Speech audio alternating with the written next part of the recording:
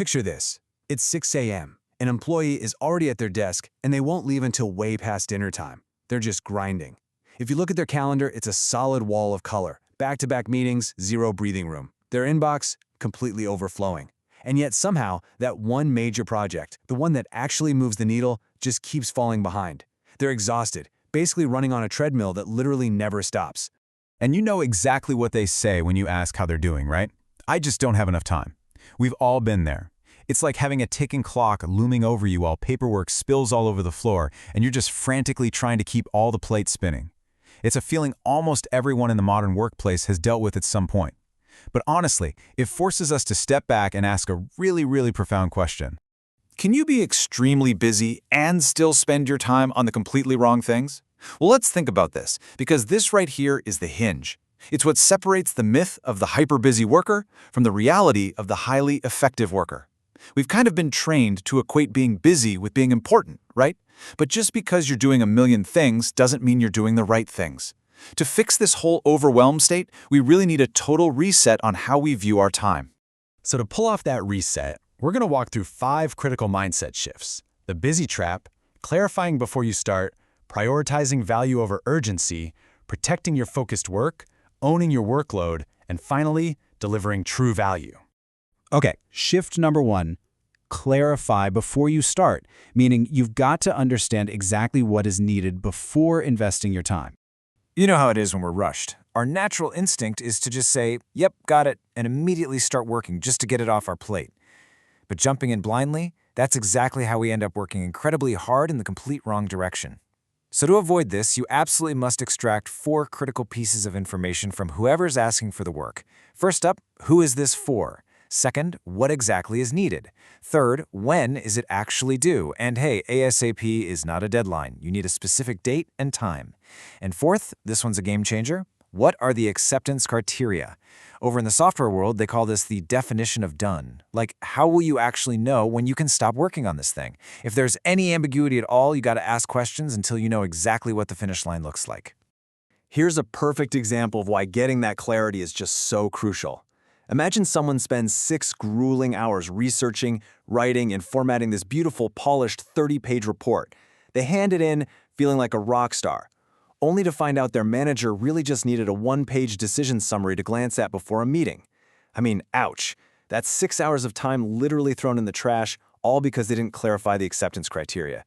Being busy didn't make them effective, it just made them exhausted. That brings us to mindset shift number 2.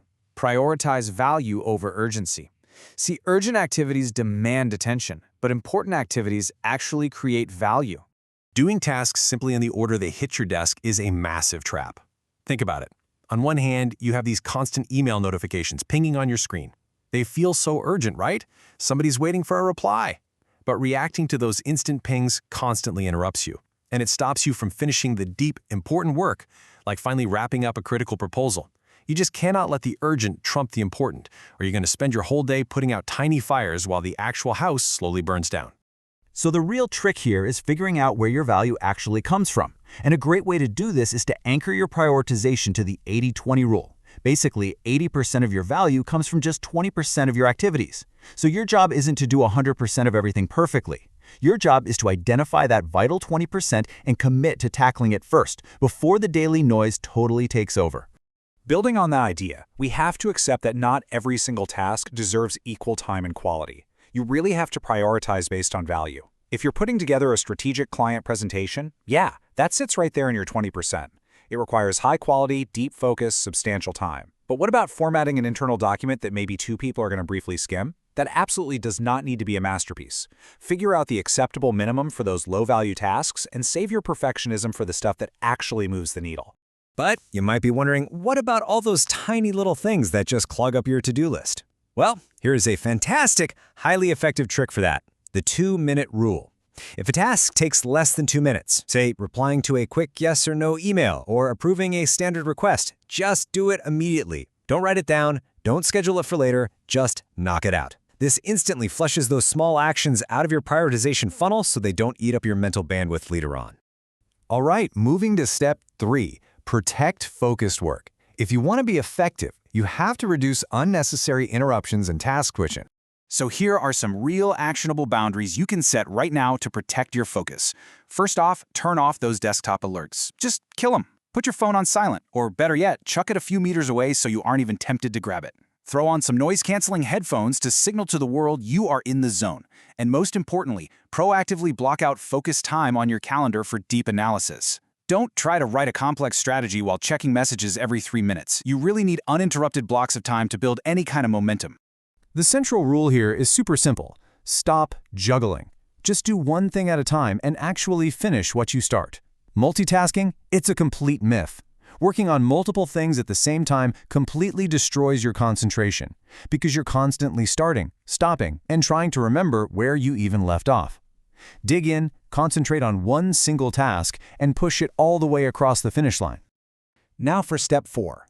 Own your workload. Because working excessive hours indefinitely is definitely not good time management. You have to manage your capacity and treat your time like the finite, precious resource it actually is. This means planning buffer time for the unexpected, because, let's face it, crises and interruptions are gonna happen. It's also about deciding in advance exactly when you're gonna log off for the day. Having a hard stop really forces you to focus. You also have to get comfortable saying no to non-essentials. And listen, just like an athlete after a major game, you have to allow yourself time to regenerate after a peak sprint. You literally cannot operate in top gear forever without burning out. So, what do you do when your workload totally exceeds your capacity? Well, the wrong way is silently grinding it out every single evening, letting the resentment build up, and just hoping someone notices how hard you're working. The right way, the highly effective way, is actively discussing priorities and trade-offs with your manager. You actually go to them and say, hey, I have these 5 priorities, but I really only have capacity for 3 this week. Which ones should we focus on and which ones can wait? That right there is how a true professional takes ownership of their time. And finally, step 5, deliver true value. This is the hallmark of the highly effective worker.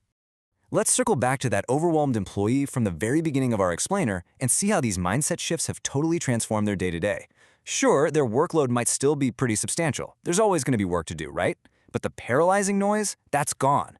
Their priorities are now highly visible. Because they clarified expectations up front, they aren't wasting hours on the wrong deliverables. Because they protected their focus, the right tasks are finally getting the right attention. And that crucial project that kept falling behind, it's finally moving forward. This is the exact framework that shifts you from a volume-based mindset, just doing more, to a value-based mindset, which is doing what actually matters. First, you clarify exactly what is needed. Then, you prioritize based on that 80-20 value, not just what's screening the loudest. Next, you focus deeply and stop the juggling act. You proactively manage your capacity by owning your boundaries. And by following that system, you consistently deliver true, undeniable value. So, to wrap this up, I want to leave you with a final thought to completely reframe how you look at your calendar tomorrow morning. If you had only half your available time tomorrow, what work would still matter?